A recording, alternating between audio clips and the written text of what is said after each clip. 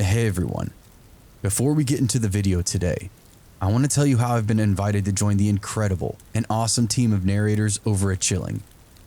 If you love horror and love listening to horror stories, then you're going to love what they have going on over at the Chilling app. Chilling is a new, groundbreaking platform that propels your listening experience beyond what YouTube can offer. Let me pull back the curtain on some of the features Chilling has to offer you. We've compiled over thousands of spine-tingling and nightmare-inducing stories, real accounts that will send shivers down your spine, and a broad range of eerie fiction categories. We've got something for anyone and everyone. It also grants you the power to handpick your favorite tales and create your own individualized playlist, something not even offered here on YouTube. One of my favorite facets of Chilling is the ambient sound menu. Seamlessly transition the background noise of your story without interrupting anything. Choose from a roaring, crackling campfire to rain or even just some spooky ambient music to accompany each and every story you listen to. You're in control. Chilling is constantly adding new and more stories weekly. They've already broadened their fear factor to include classic novels, vintage horror radio, and more audio series. Chilling is also ecstatic to announce the development of Chilling 2.0, enriching the platform with Chilling original movies and shows. Chilling is also now offering an ad-free experience with a modest subscription. This not only enables you to download content, but gives you the perk of early access to originals and exclusives. If you prefer listening for free, you can still enjoy Chilling, complemented by any ads. So what's holding you back? Find us in your app store by searching Chilling, or just simply click the link below that's in the description of this video, and you'll be taken directly over to Chilling, where you can find me and so many other talented narrators. I'll meet you there, friends, with booze and booze.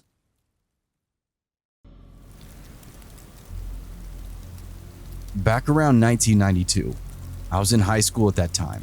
I was a sophomore, and unlike most of my friends that I had in school, I didn't work the typical high school job like a McDonald's or Taco Bell, or some retail job in the mall, or even work at a local grocery store. I was very good with my hands and worked jobs like construction, demolition, flooring, and even auto mechanics.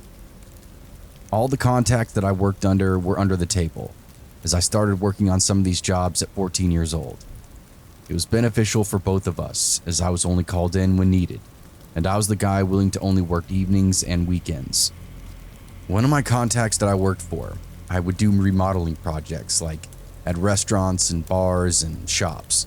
Typical commercial projects that we could only do for a few hours. Like I said, that worked out for both of us because I went to school, would sometimes work after school or on the weekend.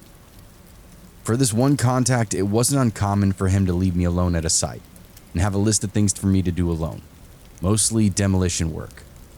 I did this while the other crew was doing installation or remodeling work. I was the only kid, but had their respect because I did what I was supposed to do and did the work of a man without any complaining. I got paid well, and in one night I could make more than my friends did working all week at McDonald's. This one instance, I got a call from a guy I worked for. He said he had a project for me and asked if I could work the following Saturday. I told him sure. He told me to bring food and a lot to drink as there was nothing nearby. I used to have this small cooler that I would fill a drink like Cokes and Gatorade or whatever. I put some chips in and a couple of sandwiches. Back then I could eat a whole pizza by myself and burn it all off. He picked me up that Saturday morning as I didn't have a car or a license yet. So he would pick me up, drive me to the site for work, and just leave me all alone there. I rarely worked with his other crews as they were the more skilled labor guys. I was just a tear-out kid. Here's the part that was my major downfall to the story. I didn't pay attention to where we were going. Was too busy talking to him. I think we were talking about cars. At the time, my goal was to save up enough money to buy an old muscle car and rebuild it myself. It took a long time to arrive to the site. As we drove up, it was the middle of nowhere.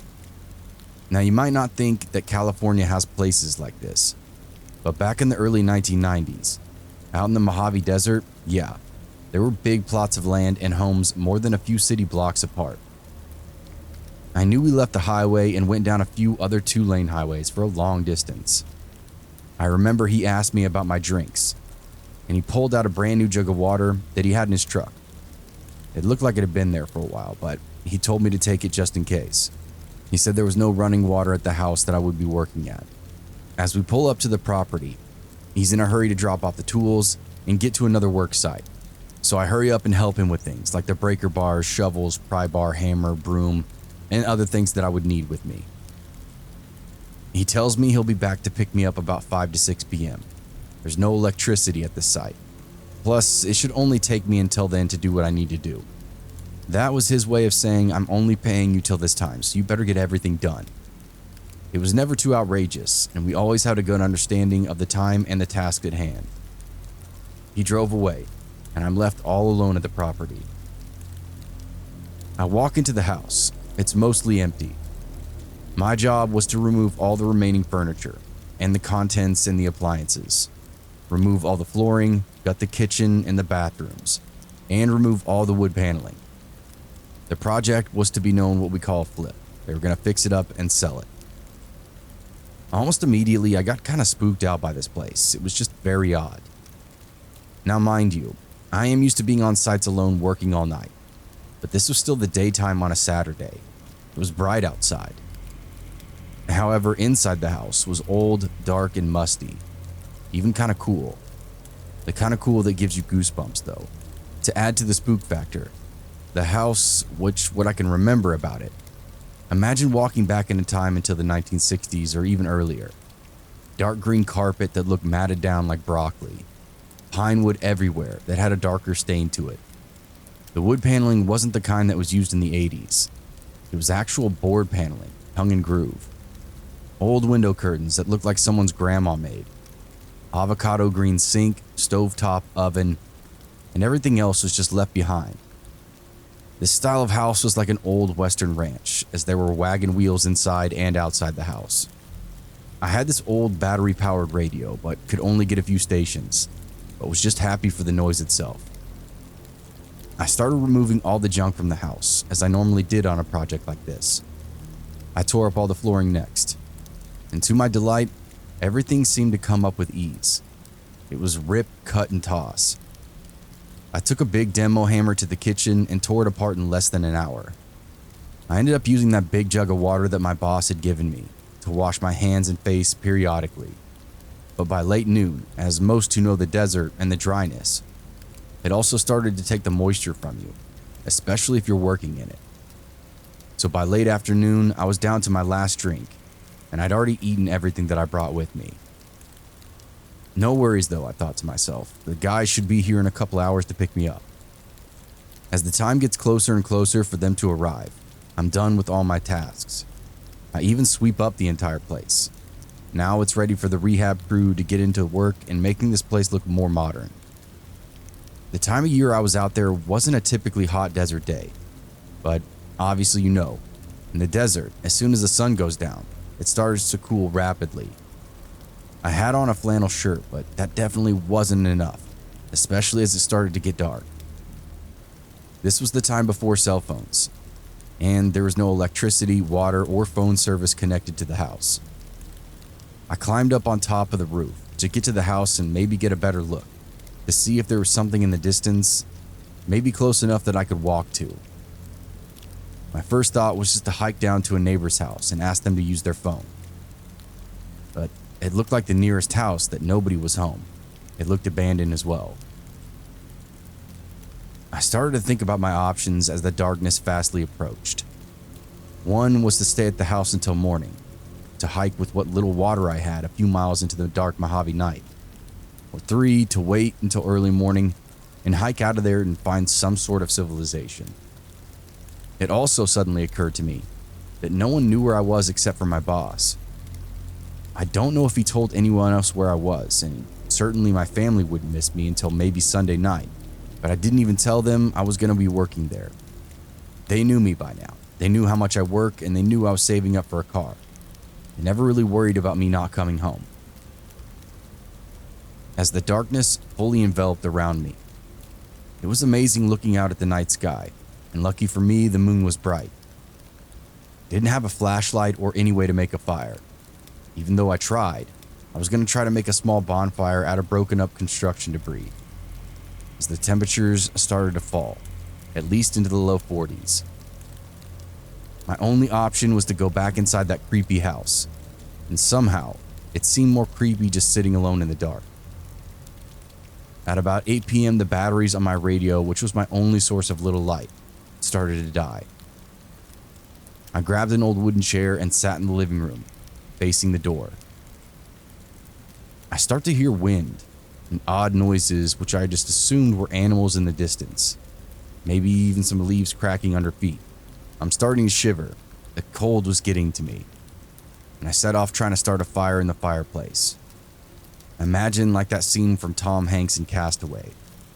At least that's what I was imagining now. Sitting in this living room next to the fireplace, the house seemed even more darker than it should have. Mind you, in the daytime, the inside seemed so dark with only the moonlight. I was pretty much just sitting in complete darkness. My mind began to play tricks on me. I start thinking I'm seeing shadows moving outside the house and inside the house. I'm starting to also hear someone talking, like whispering or something. I get up from my chair and yell out a hello. And just as I do that, I hear something fall from the other side of the house. I run over to the door and go outside again. At least in the moonlight I can kind of see, but off in the distance, I continue to hear noises and movement, but can't make out what it was. I go over to the pile of tools by the edge of the house. I grab Big Daddy. It was my heavy pry bar that I used in the demolition. I was ready to defend myself to who or whatever was out there. I have to keep moving because my undershirt and flannel wasn't keeping me warm enough. The wind was also starting to pick up, and for as far as I could see, there's no lights around me. I didn't want to try to make it up on the house again, out of fear of falling in the dark or anything like that. But I got on top of the gate, just to try and gain a little bit of altitude, to see if I saw some houses or lights nearby. My mind immediately went to stories that circled and circled round about the rumors about how people would come out to the Mojave Desert and bury bodies, about how there were Satanist groups out here, and how people would go missing for no reason. Every noise had me on edge. Every shadow had my heart pounding. Now I knew no one was inside that house but me, but I swore I would hear noises from the inside. I ended up huddling on the front porch, looking in the living room window, expecting to see someone at any moment. Around 11 p.m., I look at my watch thinking to myself, this is going to be a really long night, as all this stuff only happened since it got dark. I don't know how I'm going to make it another 6 hours till daybreak. I start thinking the moment it gets to be daybreak, like the moment light starts to appear on the horizon, I'm going to take the little water I had left and just walk east. I knew going east I would eventually make it somewhere. The dirt road I was off of, I knew that direction led to a paved road. It got closer to midnight. I'm still wide awake, my eyes fixed on the dirt road, thinking that any time now, a car would come down it, and maybe they can call for help for me. I remember casually turning back into the house. All this time, I'm continuing to hear noises, but telling myself it's a rat or some kind of animal. I see a shadow of a person move from the kitchen down the hall. I jump up from sitting down and was like, that is not an animal. That was definitely a human. I start backing my way off the porch towards the pile and trip over the debris and fall down onto the ground. I try getting up but fall again. It was almost like something pushed me down. Maybe it was just my imagination. Then all of a sudden, out of nowhere, these bright lights are coming closer and closer to me as I'm laying on the ground. As I get to my feet, it's my boss. He's looking at me with that look like, what the hell are you doing? I was just so glad to see him. I wasn't mad or anything. I just asked him, what happened? Where were you? He apologized over and over. He thought the other crew was coming to get me, and they thought he was coming to get me. So no one actually came out there. He said it wasn't until later in the evening he asked the other crew leader about how far along I got. And he told him that, hey, we didn't go get him. It took him almost 2 hours from where they were to come get me. He felt really bad and apologized over and over. and he also told me he was going to pay me for the entire time I was out there. He grabbed me a can of Coke from his cooler and asked if I was thirsty. I think I drank it all in one gulp. Once we got back to civilization, we went through a fast food drive, and I ate it like I'd never had anything before. As we were driving me home, I asked him about the house. I told him how creepy it was out there. He said he didn't really have any information about the house, only what we were supposed to do. All I know is after that entire creepy experience, I always keep extra batteries, flashlights, and double the amount of liquid with me on every job site.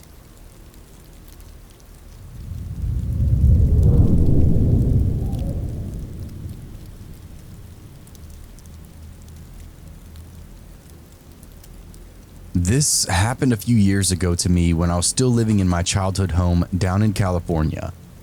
I had just inherited my family home, so my cousin decided to move in with my husband and I while she was attending a college nearby. My cousin and I were both working at the Lego store at the time, but I only worked mornings and my husband and cousin worked nights, so there were many nights where I was all alone.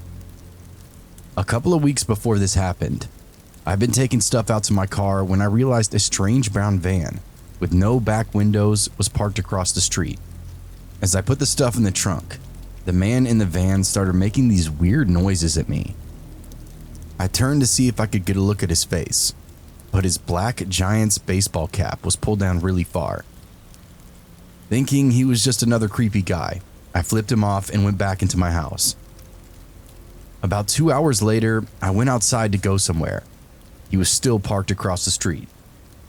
Not thinking anything of it at the time, I hopped in my car and headed towards my friend's house. As I was driving, I looked in my rearview mirror, and I now saw that brown van following me. I turned down a whole bunch of streets.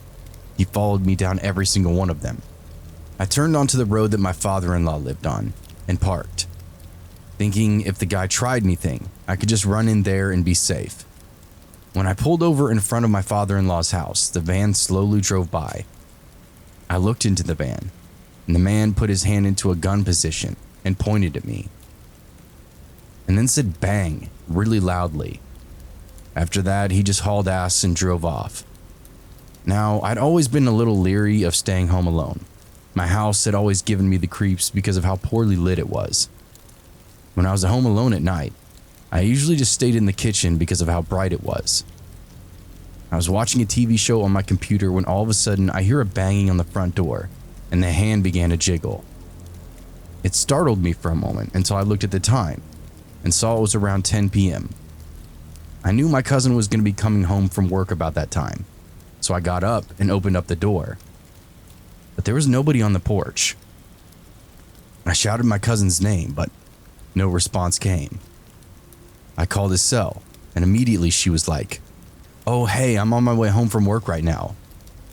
Before I could say anything else, there was 3 extremely loud bangs on the door that connected the kitchen and the garage, and the knob began to shake violently. I slammed the front door closed, locked and chained it, and then ran for my room. My aunt called me while my cousin called the police, and I stayed under the blanket until my cousin arrived home.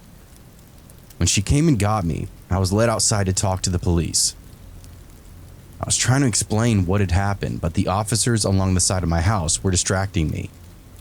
I walked over to where they were, and one of the police officers held me back. They opened the gate, and I saw the door to my garage, which we always leave locked, was now wide open. All of the officers in the area pulled out their guns and went inside, but there was nobody in there. Afterwards, the police told me it was probably just some kids messing around, but if I ever get scared at home, just call them, they'll send someone out. About a week later, I was watching something in my living room with my cousin and my husband. As I was passing by the window next to my front door, I realized there was the same guy wearing that same baseball cap, standing outside on the sidewalk, just staring at our house. When he noticed me watching, he immediately locked eyes with me, slowly gave me the creepiest smile I'd ever seen. I turned and yelled for my husband to go out there, but when I turned back, he was gone. I will say though that the baseball cap in question is really, really generic. A lot of Giants fans wear it, so I can't really say it was the same exact guy, but it just felt like it was. 3 days after that, I was home alone again. I was on edge, but I was trying to ignore it, telling myself it was all going to be okay. I was baking cookies in the kitchen when I thought I heard a knock at my sliding glass door. My whole body tensed up. I slowly turned towards the door. The lights in the backyard were off and the kitchen ones were on, so the glare on the window made it impossible to see someone standing outside. Everything was silent for a few seconds before someone banged on the door again. I screamed, but felt paralyzed in fear. The person ran on the deck from the sliding glass door to the 2 windows in the living room and then started banging on them as well. Then came back to the sliding glass door to knock and started trying to open the door. Finally, I came to my senses, grabbed my keys, and ran outside to my car. I locked myself in it and dialed 911. We sold our house shortly after that. I still have a hard time staying home alone, even though I'm 2 states away now.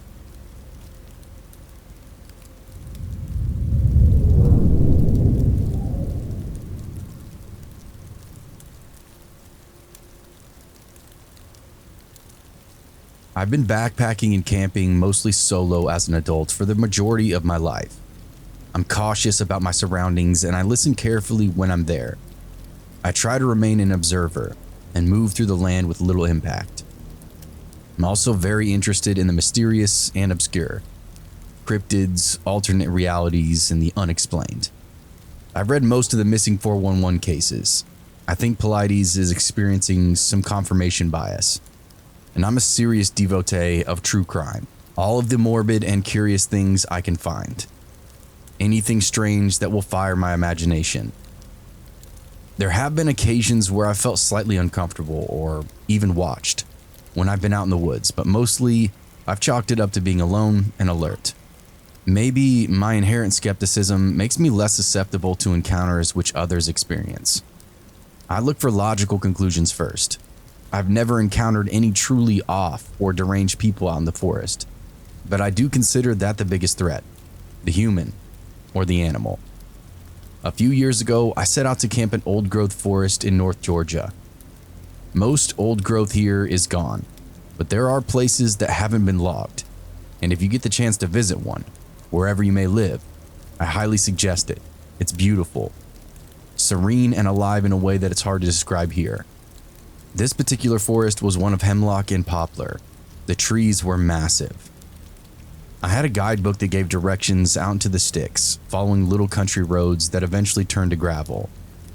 After a long drive into a national forest, I parked near the trail, which was unmaintained, meaning it wasn't very popular or highly traveled. I hiked out through the woods where the trail eventually just kind of stopped. There was very little undergrowth.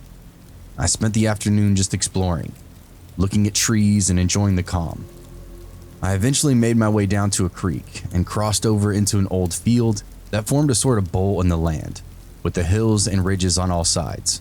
The fact that there was a field means there had, I guessed at one point, been people living in that area. But I saw nothing of the sort when I was there, and my maps showed that I should have been far away from any roads or settlements. I set up my tent and made some food. It was late when I decided to have a little smoke and lay out in the field in front of my tent and just look at the stars before bed.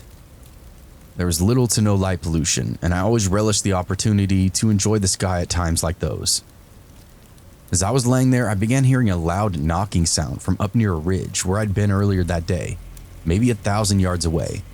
3 knocks and a long pause, followed by 3 more, then it would repeat. When I say knocks, what I mean is a very loud noise, like 2 logs or trees almost being hit together. Loud enough to reverberate in that bowl. Loud enough you could almost feel it. I could pinpoint where the sound was coming from, but it was a night in the forest, and anyone who's been out there knows that it's that dark. I thought it had to be a person making the noise, because what else would make a rhythmic sound like that? It was extremely loud, and would have taken a considerable effort to produce.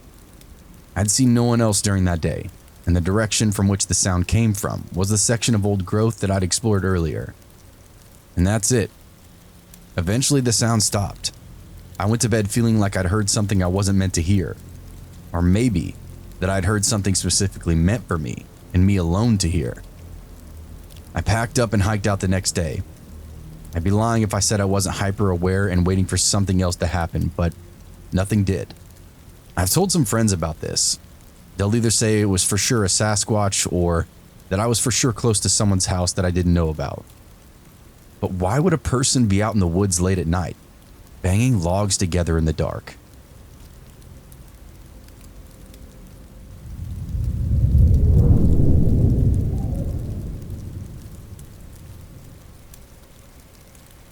Hello, I spend about 2 to 3 hours walking alone during the AM hours every night and have done so for years, probably thousands of hours total.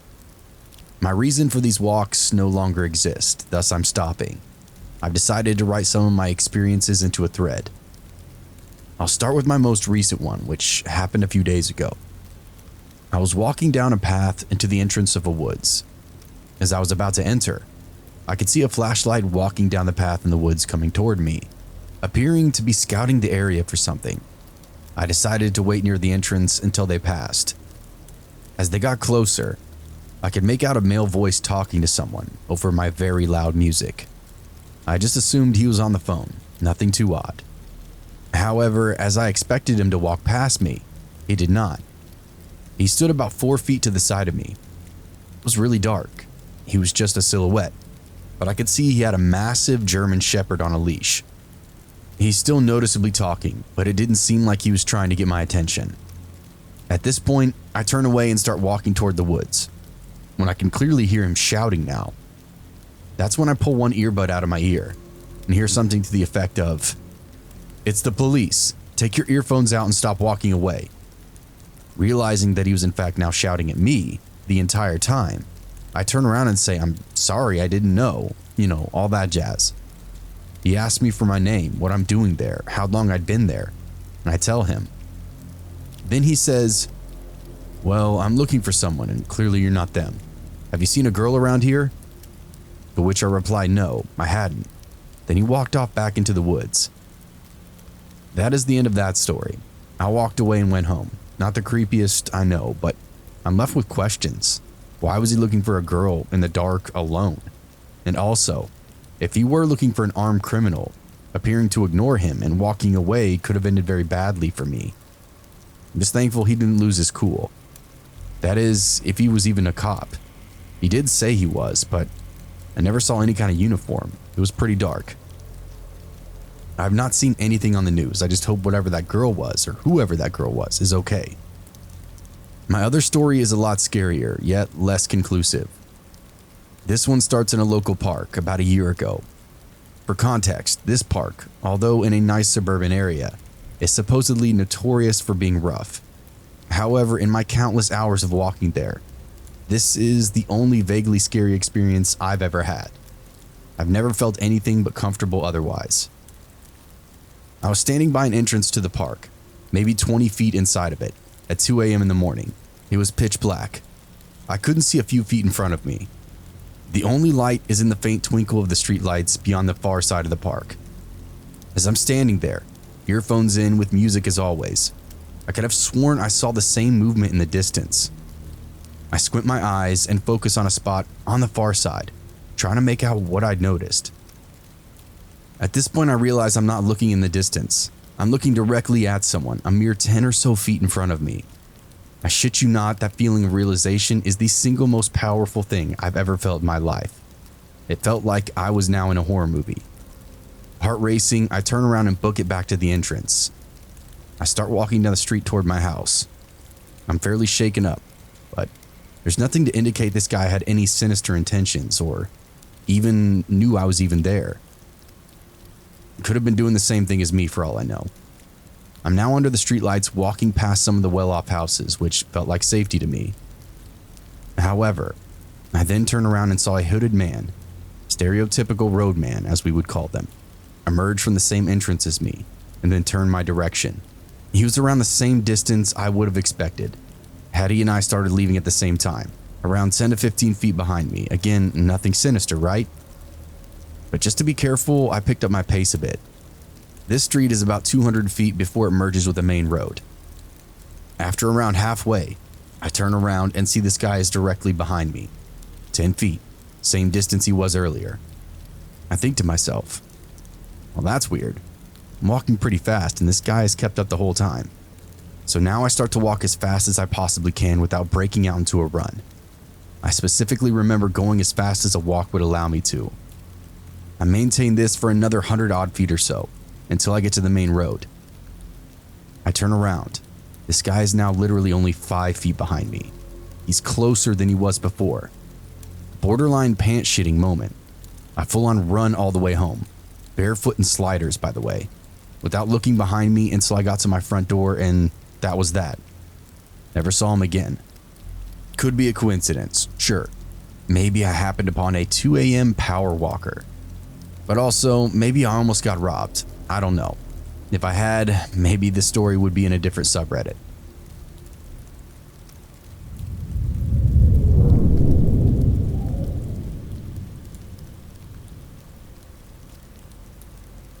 This happened to me over 30 years ago, but I remember the feeling of fear as if it were yesterday. I was in college, a female, taking a course on outdoor survival. The course ended with a 3-day, 3-night wilderness solo. We were allowed to take a backpack, empty canteen, sleeping bag, knife, 6 matches, a rope, a plastic sheet, a change of clothes, extra socks, tablets, small cooking pot and spoon, and that's about it. We were not allowed to bring food or water since part of our training was identifying edibles and finding a water source. Once I was dropped off, I had to hike to find a spot to set up to camp. First, I had to place a flag on a tree near my drop-off point so that I could be located 3 days later for pickup. I was loving life. It was just me and nature. I had zero fear, even as nightfall began. I enjoyed the sounds of the woods all around me and didn't mind not having a tent. I built a small fire and had a great feeling of peace. I slept well that night, but woke up thirsty. My search for a water source began. Happily, I found a muddy stream.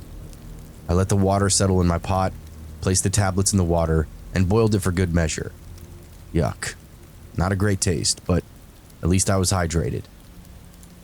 All went well, and I had a great time until my last day. It was early afternoon on the last day and time to break camp. I cleaned up my camp area and hiked out to my drop-off spot.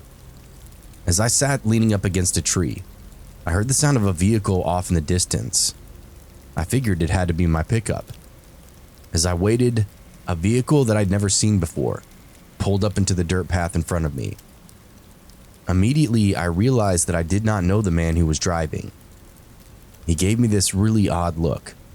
My gut told me that he was bad news. He asked what I was doing there and if I was alone. I said that my friends were behind me breaking camp. He gave me this knowing look, got back in his vehicle, and rode off. I was completely terrified. I knew I had to hide, and fast. I ran into the woods and hid. As I ran, I heard that same car come back. I stayed as quiet as I could and remained hidden. I heard him get out of the car. I could hear him calling to me, walking through the brush looking for me. I was so afraid. Eventually, he gave up. I heard the car door slam and the engine start and the car pull away. Going back to my drop-off point was now not an option, so I began hiking through the woods, hoping I would find base camp. After walking for what felt like hours, I found a forest ranger. I told him who I was and what happened to me. He told me that I'd done the right thing since a young woman had been raped the night before, and the police and Forest Service had been searching the area for this man. Happily, he drove me to the base camp, where I learned that another girl in my class had had a creepy encounter with the man the night before. She had scared him away by blowing a brass whistle until help arrived. If there's anything to learn from this, it's always to trust your gut. And I never camped alone again.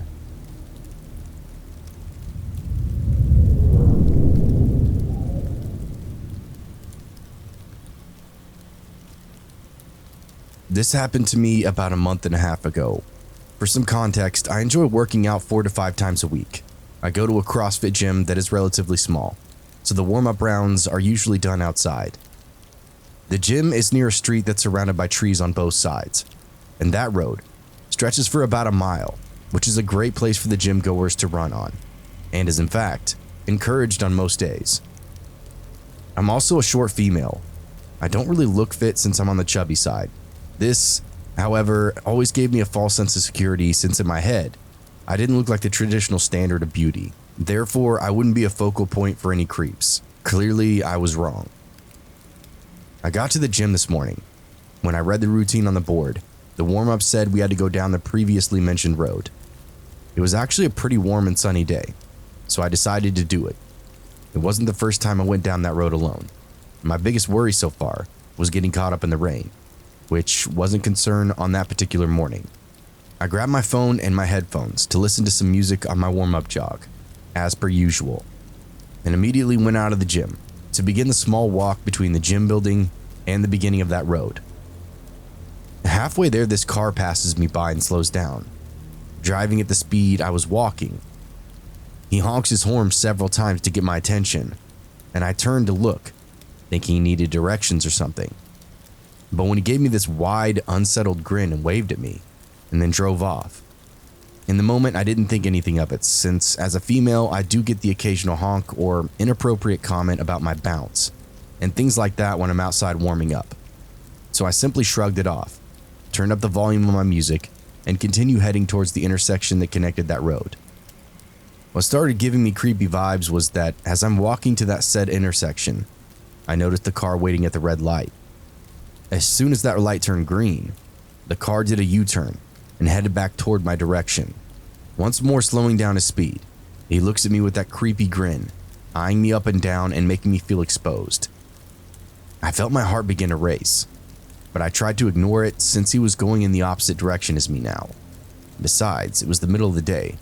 There were other cars passing by, so he wouldn't try anything else. At least that's what I tried to convince myself of.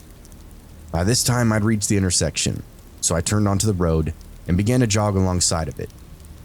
I was a little concerned by this dude, literally going out of his way to look at me, but I tried to concentrate on keeping my pace and my breathing at a steady rate, using my music to keep me distracted too.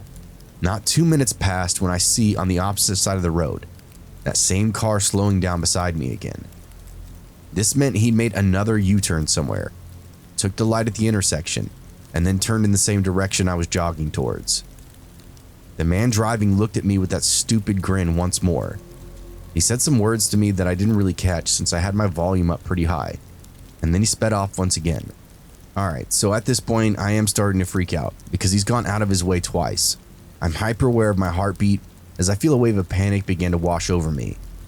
I suddenly realize that I'm just starting my jog down this road, where there's no buildings around, no place to hide, and I'm completely alone. Right up the hill of the road, there's another intersection that can't be seen from where I'm currently at. But something was telling me that this dude was going to make yet another U-turn and make a pass at me once more. I see another jogger a little ahead, and since I really wanted to do this workout, I decided to catch up with him. In my head, I figured he must be one of the gym goers too, and he was running up that road, so maybe I could jog with him and have some company. I pick up my pace to get to him faster. Eventually I do, but I don't recognize him. Remember, my gym is rather small, so the faces get pretty familiar rather quickly.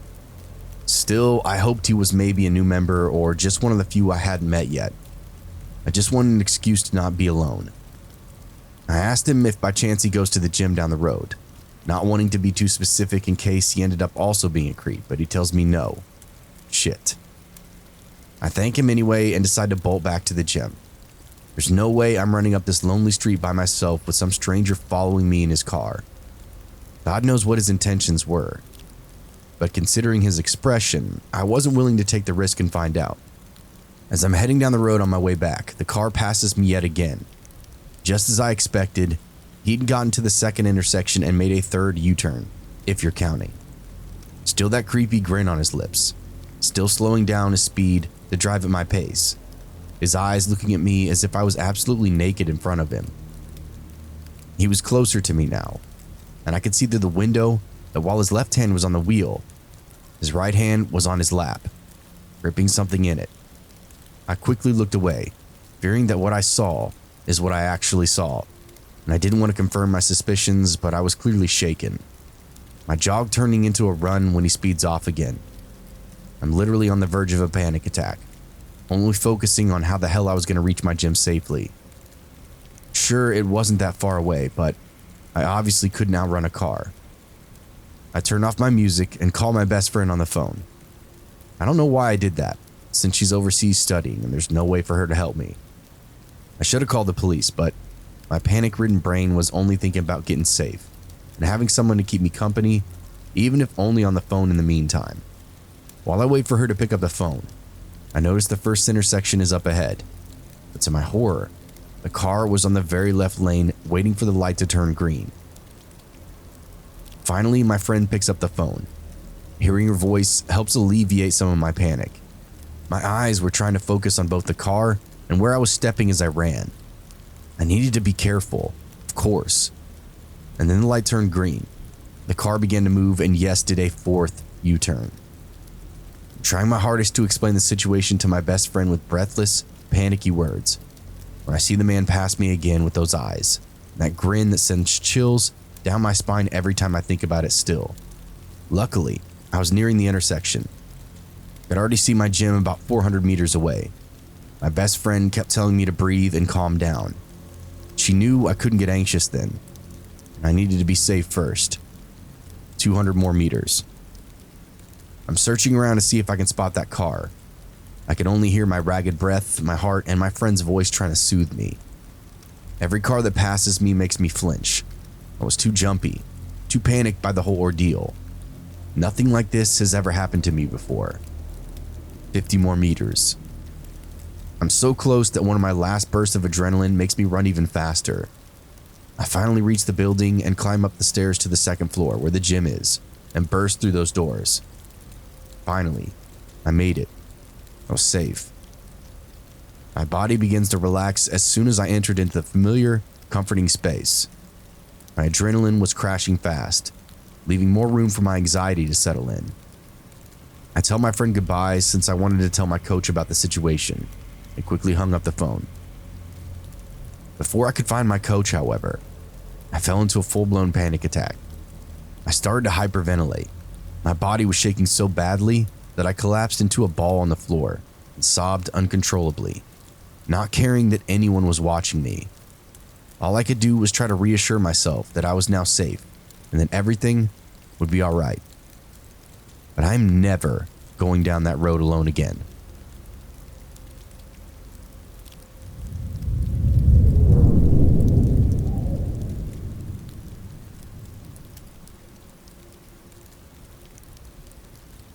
In 2017, I'd heard news of people dressing up as clowns and running around with knives at night.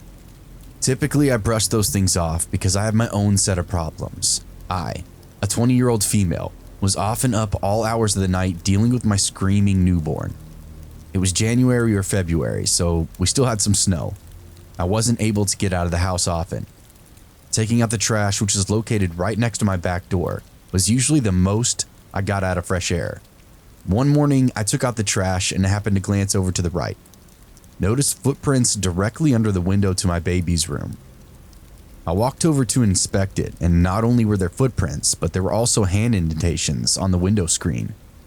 Weird, but the baby slept in my room, so I wasn't very confused at the moment, but my boyfriend was losing his marbles. Fast forward a couple of days, I was up all alone around 3 a.m. and heard not exactly what I would call screaming, but more of a screeching howl. We have lots of stray cats, so I assumed that's what it was and I just ignored it. Once the sun was up, I looked out the window and noticed a few new sets of footprints that really didn't make sense, because it looked like someone had just been passing in between the houses, but again, I blew it off because we had a lot of drug houses across the street. And people cross our yard before they get to their house all the time. Maybe around 4 nights later, again around 3 a.m., I'm feeding my newborn. I hear a dragging noise against the house. And from where I was sitting on the couch, I could see the back door. The back door has a window with blinds on it, and it doesn't seal very well due to the wood rot on the frame. I paused the TV and listened just to see if I could hear it again. now directly at the back door.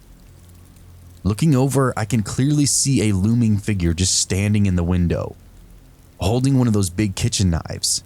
The blinds were shut, so I'm just seeing this creepy shadow version of all this. He runs the knife across the window panes before softly knocking.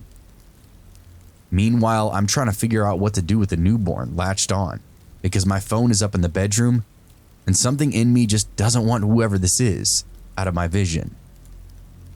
I stand up and readjust because I really didn't want a screaming baby right then.